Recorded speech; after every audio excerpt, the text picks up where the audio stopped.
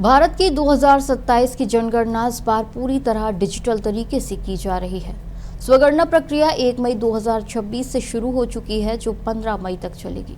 नागरिक mobile app और web portal के जरिए अपनी जानकारी खुद भर सकते हैं। इस प्रक्रिया में मोबाइल नंबर और OTP से लॉगिन करना होगा और डिजिटल मैप पर अपना स्थान तय करना होगा। जानकारी भरने के बाद एक ऐसी ID मिलेगी जिसे गणनाकार को दिखाना जरूरी होगा। 16 मई से 14 जून तक मकान सूची और मकान गणना का कार्य किया जाएगा, जिसमें गणनाकार घर घर जाकर जानकारी जुटाएंगे। सोलापुर जिले में इस काम के लिए हजारों कर्मचारियों की तैनाती की गई है। प्रशासन ने लोगों से अपील की है कि वो सही जानकारी दे। गलत जानकारी देना कानूनन अपराध माना जाएगा।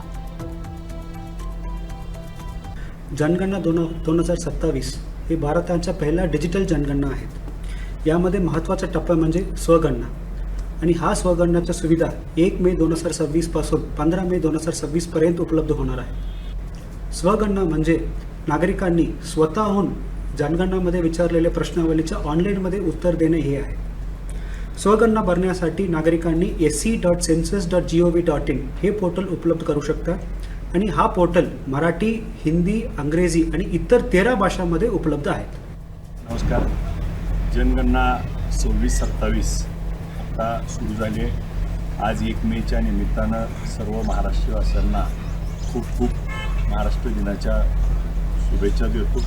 कामगार दिन आहे, आज कामगार दिनाच्या शुभेच्छा देतो। त्याचबरोबर आज बौद्ध पौर्णिमा आहे, बौद्ध पौर्णिमेच्या देखील आपल्याला शुभेच्छा देतो।